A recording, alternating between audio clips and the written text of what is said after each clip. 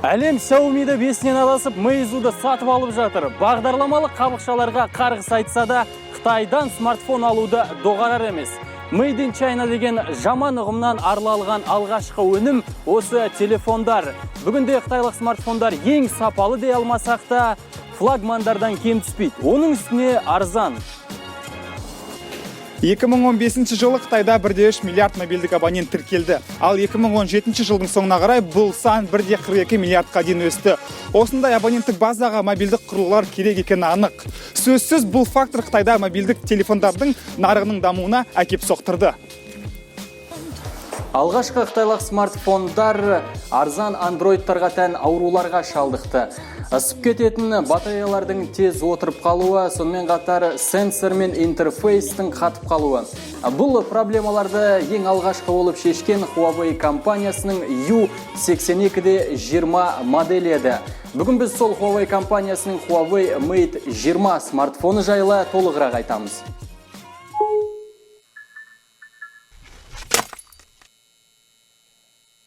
Сәлем, Рауан, қалғылай? Жақсы, өзің қалайсың? Амандық шүкір. Соң жаңалықтарды естідің бе? Қандай? Samsung 20 күні өзінің презентациясын ұсынып жатыр. Дәл сол күні Xiaomi өзінің флагманын көрсетеді ғой. Қойш. 20 күні бізде түн болады, 21 күні болады. Блогерлер мен журналистерге қиын болады деп ойламайсың ба? Қалғандарына білмеймін, біз қиялдап көрейікші, екеуміз ғой. Келесі жылы бізді біреу сондай презентацияға жіберетін болса, екеуміз екі елге баратын едік та, екі презентацияға. Сен қандай презентацияға, Samsung-қа ма, немесе Xiaomi-ға баратын дедің? Мен Samsung-қа баратын едім. Шын айтсам, мен де Samsung-қа баратын едім негізі. Маған осы жылдары болған Xiaomi-дің презентациялары қатты ұнамайды. Қызықсыз өтеді деп ойлаймын. Қиялды қой, бізде әлі 200 подписчик, оны келесі жыл көре жатармыз. Жарайды, онда бүгінгі шоуымызды бастайық. Бізде бүгін қандай смартфон? Бізде бүгін Huawei компаниясының смартфоны Huawei Mate 20. Бұл смартфон туралы біз не білеміз? Mate сериясында бізде 3 смартфон бар. Ол Huawei Mate 20 Lite, Huawei Mate 20 және де Huawei Mate 20 Pro смартфондары. Ең бірінші дизайннан бастасақ, Huawei Mate 20 смартфоны көзге өте әдемі көрінеді. Менің ойымша, бұл жерде дисплейі 6,53 дюйм IPS қондырылған. Сонымен қатар астында екі микрофон және үстінде екі микрофон, шет жақ жиектері металдан, темірден жасалған. Жоғарғы жағында көріп тұрғандарыңыздай тамшы сипатындағы фронталды камера орналасқан. Яғни бұл тамшыны жойып жіберуге де болады ғой, Рауан. Мысалы, баптауларына кіретін болсақ, бұл смартфонда тамшыны жойып, бұрынғы біз үйренген 44 бұрышты дисплейді көре аламыз. Енді смартфонның артына келетін болсақ, бұл жерде көріп тұрғандарыңыздай Huawei өндірушілері 4 бұрыштың ішіне 3 камераны орналастырған. Бұл да 2019 жылдың өзіндік бір трендіне айналатын секілді. Камералардан төмен саусақ ізінің сканері өте тез жұмыс істейді. Яғни бұғаттауға, бұғаттан шығаруға арналған саусақ ізі сканері. Және бұл жерде қосатын жер, мысалы, бұл смартфонның, яғни Huawei Mate 20 смартфонның бір маған ұнамаған жері, қолда мынандай гідірленген шыныдан жасалғандықтан, қолда сырғанап, яғни орнықсыз тұрады. Менің ойымша бірден бір кемшіліктердің бірі осы жерде. Бірақ әркімге әрқалай тағы да. Бұл жеке біздің өзіміздің пікіріміз болғандықтан, мен осындай бір тұжырымдамаға келдім. Huawei Mate 20 өндірушілері дауыс азайтқыш және ұлғайтқышты оң жаққа орналастырған. Оның сәл астында, яғни бұғаттау тетігі. Бұл бұғаттау тетігін жақыннан қарасаңыздар, камера бере алам екен, қызыл түспен жасаған екен, және бұның да төбесін өздерінше бір кедір бұдырмен жасаған. Бұл саусаққа жақсы әсер етеді. Смартфон қалтада жатқан кезде бірден алып, осы тетікті тауып алуға ыңғайлы болады. Ыңғайлы және оңай. Мысалы, сол жағында бізде сим-карта, яғни нано сим-картаға арналған яшық бар. Бұл жерге біз 2 нано сим-карта, немесе 1 нано сим-карта және 1 нано SD флеш-карта салатын мүмкіндігіміз бар. Nano SD карта дегеніміз не? Ол микро SD картадан біраз өзгеше. Huawei компаниясының өз смартфондарына арнап жасалған SD картасы, тек қана өзінің арнайы дүкендерінен сатып алуға болады. Менің ойымша тағы да дұрыс емес, себебі бүкіл әлем микро SD картасын қолданады. Микро SD картасымен өзінің смартфондарына салады. Ол дегеніміз не? Ол әлемдік стандарт. Мысалы, микро SD картаны сен Huawei'ден алып, Oppo'ға салдың не, Oppo'дан алып, Xiaomi'ға салдың не. Ол флешка SD карта әрқашан сенің қалтаңда жүреді. Ал бұл жерде ондай микро SD карта салатын ұяшық болмағандықтан, сен өзіңнің бұрынғы смартфоныңнан SD картаны алып, бұл смартфонға сала алмайсың.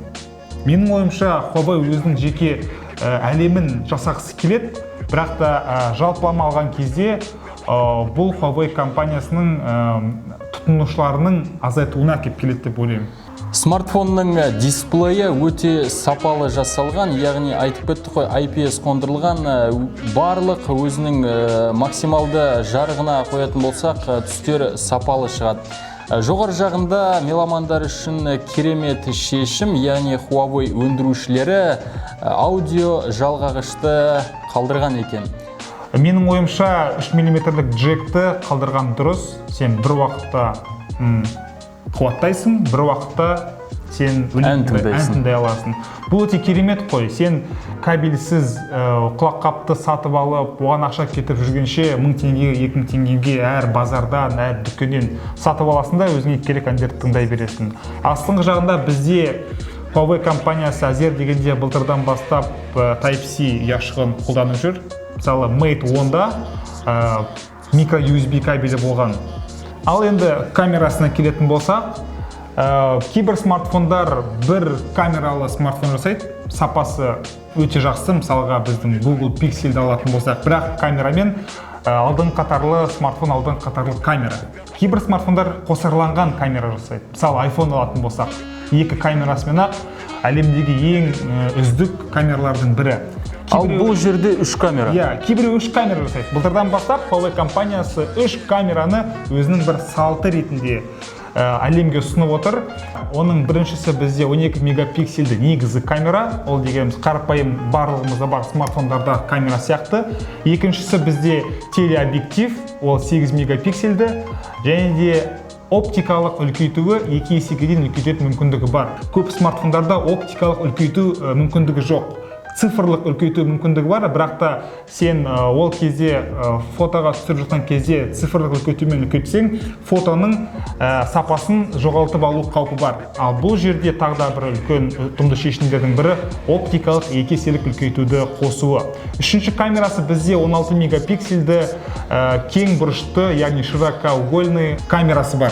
Кең бұрышты камера дегеніміз, мысалға панорамаларды түсірген кезде, және де үлкен ғимараттарды, табиғатты түсірген кезде бізге өте жақсы кең ауқымды суреттерді алуға көмектеседі. Бұл камералардың тағы да бір айта кететіні, камералар көптеген режимде фотоға түсіреді. Мысалға, профи режим деп аталады. Бұл режимде сен кәсіби камералардағыдай суреттің, яғни камераның барлық баптауларын өзің қолмен өзгерте аласың. Яғни ISO, баланс белого, жарық диафрагма, выдержка деген сияқты көптеген баптауларды өзің қолмен өзгертетін мүмкіндігі бар. Видеосына келетін болсақ, видеосы мен өзім таңғалғаным 4К сапасында 4К рұқсатында түсіреді, және де HD рұқсатында секундына 60 кадр түсіретін мүмкіндік бар. Бұл дегеніміз iPhone-нан кем емес. Фронталды камерасы 24 мегапиксель. Менің ойымша бұл смартфон үшін өте керемет фронталды камера, және де бұл фронталды камерасында көптеген режимдер бар түсіру. Мысалы, қарапайым фронталды камера, және де портретный съемка дейді, қазіргі iPhone-да бар, және де көптеген смартфондарда бар сияқты. Адамды артқы жақтағы фоннан алшақтап, артқы жақтағы фонды біраз бұлыңғыр етіп, өте сапалы суреттер алуға болады. Және де камерасы жайлы тағы да айта кететін болсақ, мысалы құлыптан шешу, яғни Face ID, бұл жерде бізде алдыңғы камерасы арқылы іске асады.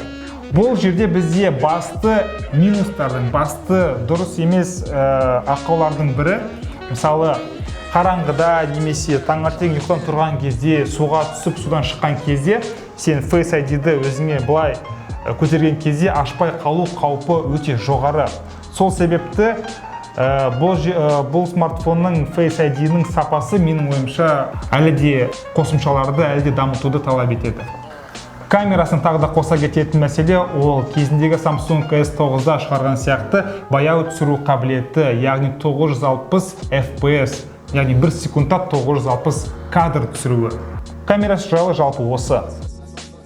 Бұл смартфонда iPhone-дағыдай Animoji сияқты қосымшалары бар. Мысалы, камерасына кіріп, мына жерде қосымша шындық немесе дополнительная реальность деген қосымшасына кіретін болсақ, мына жердегі Husky менің барлық қозғалысымды және де аузымның жыбырлауын менен кейін қайталап отыр. iPhone-дағы Animoji бұдан әлде қайда жақсырақ жұмыс жасайды, ал бірақ бұл Husky-дің менің қайталауы және де менің барлық дыбыс шығаруымды қайталау жай ғана ойыншық сияқты көрінеді. Сондықтан да бұл қосымшасы ары қарай да толықтыруды талап етеді деп ойлаймын.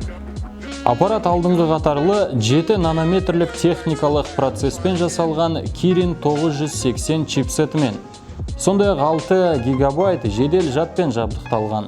Мұның бәрі фирмалық MIUI 9 қабықшасы бар OS Android 9-ның басқаруымен жұмыс істейді. Huawei Mate 20 күш қуатының үлкен қорын бенчмаркарлардағы сынақтардың нәтижесі де растады. Мысалы, Antutu 300 мыңнан астам ұпай көрсетті. Асфальт немесе PUBG секілді ойындар жылдам қосылады. Ойын процесі бір қалыпты өтеді. Негізімен Android 9 оперативтік жүйесінен көп жаңартулар немесе көп қосымшалар күткен болатын, бірақ та 8-де бірден аса айырмашылық көрген жоқпын.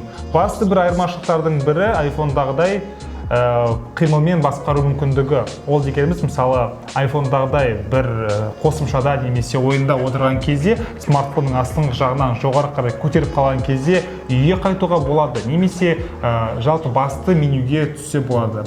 Және де тағы да басқа бір қосымшада немесе ойында отырған кезде смартфонның сол жағынан немесе оң жағынан ортасына қарай саусақпен қозғалтсақ, артқа қайту мүмкіндігі бар.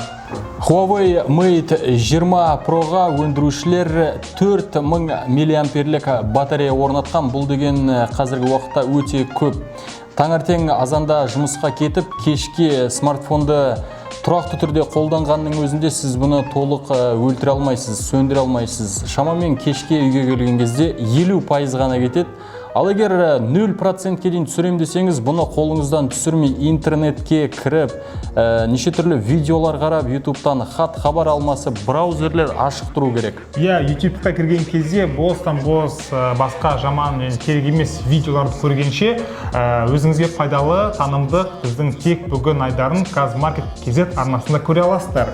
Және де бұл бізге ары қарайда жұмыс істеуге бір жігер береді, мотивация береді. Біз сіздер үшін смартфондар жайлы жақсы видеолар түсіруге дайынбыз. Солай емес па? Өзімізге бір жарнама жасап алайық. Дұрыс. Сонымен қатар бұл тез қуаттау функциясы бар Supercharge, яғни 10%-дан 100%-ға дейін жарты сағаттың ішінде қуаттай аласыз. Мысалы, түнімен видео көріп, қуатқа қоюды ұмытып кетіп, таңертең қуаттаған кезде тамақ ішіп, жуынып шайынып жұмысқа шыққанша сізде 100%-ға дейін смартфоныңыз қуатталады деген сөз ғой. Huawei Mate 20-ның қазіргі нарықтағы бағасы 260 мың теңгеден функциясына байланысты 280 мың теңге аралығында. Көпшілігіміз Samsung S9 Plus және iPhone 10 мен салыстырып жатамыз. Ол екі смартфон флагманды смартфондар. Ал бұл жалпы сипаттамалары жақсы, бірақ ортаңғол смартфонға жатады. Сенің ойынша флагманға жата ма? Менің ойымша, және менің ғана ойым емес, мысалы, Huawei компаниясының өзі Mate смартфондарын шығарған кезде, бұл смартфондарды флагман қатарына жатқызбайды. Сөзсіз, Huawei компаниясының флагмандары ол әрине P флагмандары. P20 және де биыл шығатын P30 смартфоны флагман бағасы жағынан да, сапасы жағынан да, мысалға P20 Pro-ны алатын болсақ, 2018 жылғы камерасы ең үздік смартфон флагман. iPhone-нан да Google Pixel-ден да асып тұрған флагман болып есептелінеді. Ал Mate дегеніміз мысалы бәсекелесі ретінде Samsung компаниясының A8 Plus смартфондарын алатын болсақ, осы Mate-тің көлеміндегі, Mate-тің төңірегіндегі смартфондар. Енді басты сұрақтардың бірі, бұл смартфонды қазір кім сатып алады? Яғни өнімділікті жақсы көретін адамдар бұл смартфонды сатып алса болады. Себебі 4000 мАh бір күнге емін-еркін жетеді. Және суретке түсіргенді жаны қалайтын адамдар үшін бұл таптырмас смартфон. Әрине, камерасының сапасында бағана сіздерге айта кеттік. Смартфон арзан емес. 250-280 мыңға екінің бірі смартфон ала бермейді. Бірақ та қымбат смартфоннан бастадыңдар, неге олай деп бізге ренжімей қойыңыздар. Бұдан да ары қарай біз арзанырақ түрлі смартфондарға шолу жасаймыз. Және де бізбен бірге болыңыздар, каналға жазылыңыздар, лайк басыңыздар, мына жердегі қоңырау шанын басуға ұмытпаңыздар. Келесі кездескенше сау!